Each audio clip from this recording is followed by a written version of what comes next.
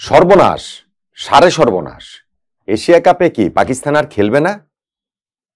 Tournament থেকে নিজেদের কি তারা সরিয়ে নিচ্ছে, নাম প্রত্যাহার করে নিচ্ছে? এই যে আজকে ইউনাইটেড আরব আমিরাতের বিপক্ষে তাদের ম্যাচটা হওয়ার কথা, যেটা সুপার ফোরে কোয়ালিফাই করার ক্ষেত্রে খুবই গুরুত্বপূর্ণ, সেই ম্যাচ না খেলে কি পাকিস্তান দেশে ফেরত চলে যাচ্ছে? ভারতের বিপক্ষে ম্যাচে যে হ্যান্ডশেক গেট কেলেঙ্কারি, ওইটার মাত্রা এই পর্যায়ে চলে এসেছে যে পাকিস্তান এশিয়া কাপ থেকে নিজেদেরকে উইথড্র করে নিচ্ছে। যদি তাই হয় তাহলে এর প্রভাবটা হবে কত দূর, এবং সেই প্রভাবটা কি পাকিস্তান ক্রিকেট সামাল দিতে পারবে, এশিয়ার ক্রিকেট সামাল দিতে পারবে? ইনফ্যাক্ট ভারতীয় স্পোর্টস ফ্র্যাটার্নিটিও কি এইরকম একটা মাত্রায় যদি ঘটনা ঘটে যায়, পাকিস্তানের উইথড্র করার মতো ঘটনা যদি ঘটে যায়, তাহলে সেইটা সামাল দিতে পারবে নাকি? দেখুন, আমার পুরো ঘটনার থেকে ভিকটিম মনে হচ্ছে এনডি পাইক্রফট নামে এক ভদ্রলোককে। সেই ভদ্রলোক ভারত পাকিস্তান ম্যাচের ম্যাচ রেফারি ছিলেন। এখন পাকিস্তান যে এশিয়া কাপ থেকে নিজেদের উইথড্র করে নেয়ার মতো একটা অবস্থায় চলে যাচ্ছে, এরকম বিভিন্ন পত্রপত্রিকায় খবর রয়েছে। পিসিবি সেটা কনসিডার করছে। পিসিবির যিনি চেয়ারম্যান, তিনি আবার এসিসিরও চেয়ারম্যান, এই এশিয়ান ক্রিকেট কাউন্সিল, যারা এই এশিয়া কাপের আয়োজক, সেই মহসিন নাকভি, তারা ওই কনসিডার করছেন যে এশিয়া কাপ থেকে পাকিস্তানকে উইথড্র করে নেবেন। কেন? যত দোষ নন্দ ঘোষ, তেমনি যত দোষ সেটা হচ্ছে গিয়ে ম্যাচ রেফারি এনডি পাইক্রফট। তার অপরাধটা কি? অপরাধটা হচ্ছে পাকিস্তানের দাবি যে ভারত পাকিস্তান ম্যাচের সময় যে টস হয়েছিল, ওই সময় এই এনডি পাইক্রফট বলেছেন যে টসের পরে আর হ্যান্ডশেক হবে না, দুই দলের ক্যাপ্টেন এখানে হ্যান্ডশেক করবেন না।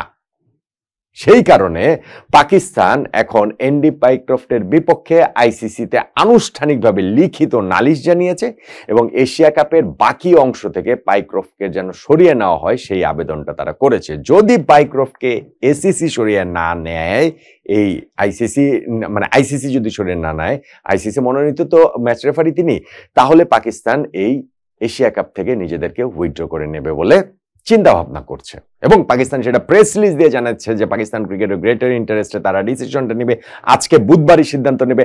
আজকেই কিন্তু এই ইউএইর সাথে পাকিস্তানের মুখোমুখি হবার কথা। সেই ম্যাচটাতে যেই দল জিতবে সেই দলই হচ্ছে গিয়ে সুপার ফোরের জন্য কোয়ালিফাই করবে। এখন পাকিস্তান সেই ম্যাচটাতে আদৌ অংশ নেবে নাকি হচ্ছে গিয়ে উইথড্র করে ফেলবে। আমি পাইক্রফটের কথাটা যেটা বলছিলাম, উনি একজন জিম্বাবুয়ের ভদ্রলোক, উনি একজন ম্যাচ রেফারি। তিনি ম্যাচের শুরুতে কি কারণে বলবেন যে দুই অধিনায়কের মধ্যে হ্যান্ডশেকটা হবে না, এইটা আমাকে একটু বুঝিয়ে বলেন। পাকিস্তান তো ভারতের রাগ গিয়ে দেখা যাচ্ছে এখন এই এনডি পাইক্রফটের উপরে, আইসিসির উপরে আসলে ঝেড়ে দিচ্ছে।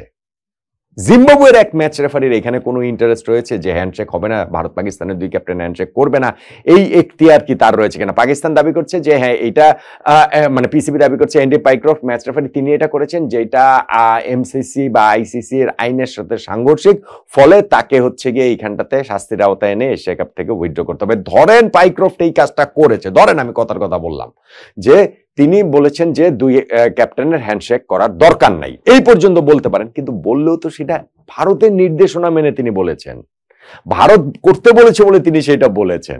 কিন্তু জিনিসটা কি অফিসিয়াল হয়েছে? এটা কি ভারতকে তিনি কোনো ফেভার করেছেন? পাইক্রফট কি বাধ্য করতে পারতেন ভারত পাকিস্তানের ক্যাপ্টেনদেরকে যে না, তোমাদের হ্যান্ডশেক করতেই হবে?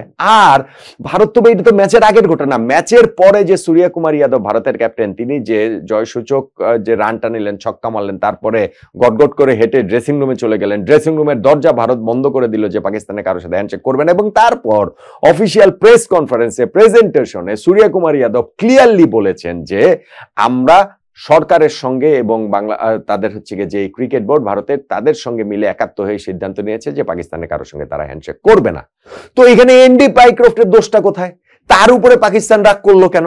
তার উপরে পাকিস্তান খড়গহস্ত হচ্ছে কেন? তাকে সরিয়ে দিতে হবে এই ডিমান্ড কেন করছে? কারণ ভারতের বিপক্ষে পাকিস্তান কি দাঁড়াতে পারছে না? কারণ ভারত ক্রিকেটের বিপক্ষে কি পাকিস্তান ক্রিকেট দাঁড়ানোর মতো অবস্থা নেই? সেই কারণেই কি ভারতের উপর রাগটা এনডি পাইক্রফটের উপরে ঢেলে দিচ্ছে কিনা? পাকিস্তানের সাবেকরা কিন্তু বা ক্রিকেটাররা ক্রিকেট ফ্র্যাটার্নিটিসে ভীষণ রকম কেঁপেছেন এবং এই যে হ্যান্ডশেকটা করেননি সেইটাকে তারা তীব্র অপমান হিসেবে দেখছেন। পাকিস্তানের ক্যাপ্টেন সালমান আলী আগা তিনি তো ওই ভারত পাকিস্তান ম্যাচ শেষের প্রেস কনফারেন্সে মানে প্রেজেন্টেশনের ওই জায়গাটাতেই তিনি আর যাননি। ইনফ্যাক্ট এই এর বিপক্ষে ম্যাচের আগে গতকালকে যে এই আনুষ্ঠানিক প্রেস কনফারেন্স ছিল সেই প্রেস কনফারেন্সও পাকিস্তান যায়নি, পাকিস্তানের কেউ যায়নি। সো তারা যে আসলে পুরো জিনিসটাতে হচ্ছে গিয়ে ক্ষোভের তীব্রতা দেখাচ্ছে তাদের ফরমার ক্রিকেটাররা দেখাচ্ছে এবং তাদের মধ্যে যথারীতি সবচেয়ে বেশি শহীদ আফ্রিদি তো বলেছেন যে ভারত যদি আমাদেরকে 100 বারও ক্রিকেট ম্যাচে হারায় তাতে কিছু যায় আসে না, পুরো পৃথিবীর সামনে ওদের আমরা লজ্জিত করে দিয়েছি, অপমানিত করে দিয়েছি। যখন ওই যে যুদ্ধটা হয়েছিল যে পেহেলগামের হামলার পরবর্তীতে এটা ঘটনার প্রেক্ষাপটে যুদ্ধটা হলো না, এপ্রিলের হামলার প্রেক্ষাপটে মে মাসে যে যুদ্ধটা হলো সেইটার কথা শহীদ আফ্রিদি উল্লেখ করেছেন এবং বলছেন যে ভারত যে এইবার হ্যান্ডশেক করেনি স্পোর্টিং স্পিরিটের বিপক্ষে যে, এবং সেইটাতে ভারত আরো একবার লজ্জিত হয়েছে, পুরো বিশ্বের সামনে আরো একবার পরাজিত হয়েছে। প্রথম পরাজয়ের কথা সেই যুদ্ধটা তিনি উল্লেখ করেছেন। তাই এর বাইরে মনে করেন পাকিস্তানের সাবেক ক্রিকেটাররা সেটা বাসিত আলী থেকে শুরু করে শোয়েব আখতার যারা যারা আছেন মোটামুটি তারা সবাই মোটামুটি এখানটাতে ভীষণ রকম ক্ষুব্ধ প্রতিক্রিয়া ব্যক্ত করেছেন। এখন পাকিস্তান ভারতের সঙ্গে পারছে না বলে তারা কি এনডি পাইকক্রাফটের উপরে খড়গহস্ত হচ্ছে কিনা, এটা হচ্ছে একটা প্রশ্ন। আর আরেকটা হচ্ছে পাকিস্তান যদি এশিয়া কাপ থেকে উইথড্র করে নেয়, এইটা কি আসলে যতগুলো স্টেক হোল্ডার আছে তারা কেউ কি এইটা এফোর্ড করতে পারে? ভারত ওয়ার্ল্ড ক্রিকেটের খুবই বড় শক্তি, সবচেয়ে বড় শক্তি। ওয়ার্ল্ড ক্রিকেটের নিয়ন্ত্রণ ভারতের হাতে, আর্থিক নিয়ন্ত্রণ তো মোটামুটি 80%-এর বেশি, অন্যান্য সবকিছু মিলে ক্ষমতা প্রভাব, আইসিসির প্রেসিডেন্টও এখন জয়সা একজন ভারতীয়। ফলে এই জায়গা থেকে পাকিস্তান যদি এশিয়া কাপ থেকে নিজেদের উইথড্র করে নেয়, ভবিষ্যতেও কিন্তু এই পাকিস্তানের জন্য ক্রিকেট ফ্র্যাটার্নিটিতে এই জায়গাটাতে ভারতের সাথে এরকম একটা সম্পর্কের জায়গা তৈরি করে টিকে থাকাটা হচ্ছে গিয়ে কঠিন হবে। পাকিস্তানকে এটা এফোর্ড করতে পারে কিনা, মানে এই এশিয়ান ক্রিকেটে এই যে এশিয়া কাপ হচ্ছে সেটাই কি আসলে এফোর্ড করতে পারে না কিনা, যদি পাকিস্তান এবার উইথড্র করে নেয় এমন হতে পারে যে এশিয়া কাপ অনির্দিষ্টকালের জন্য স্থগিত হয়ে গেল। এইবার হয়তো হয়ে যাবে পাকিস্তান ছাড়া, কিন্তু ভবিষ্যতে আসলে পাকিস্তান ছাড়া হবে কিনা সেটা একটা প্রশ্ন। আর ভারতও কি এটা এফোর্ড করতে পারে কিনা, যেটা আমি বলছিলাম সেটা হচ্ছে ভারত তো পাকিস্তানের সঙ্গে দ্বিপাক্ষিক সিরিজ খেলছে না বহুদিন ধরে এবং খেলবেও না, তারা সেটা জানিয়েছে। তবে এই মাল্টিনেশন সিরিজগুলো টুর্নামেন্টগুলো কিন্তু তারা খেলছে, কেননা ভারত অলিম্পিকের আয়োজক হতে চায়, ভারত কমনওয়েলথ গেমসের আয়োজক হতে চায়, মানে ফাইনালে গিয়ে অলিম্পিকের আয়োজক হতে চায়। তো পাকিস্তান যদি এখন এই অবস্থা থেকে উইথড্র করে নেয়, ভারত পাকিস্তানের সম্পর্কটা যদি পুরোপুরি কাট অফ হয়ে যায়, ওই বড় আয়োজনগুলোর ক্ষেত্রেও কিন্তু ভারতের প্রতিবন্ধকতার মধ্যে পড়তে হবে।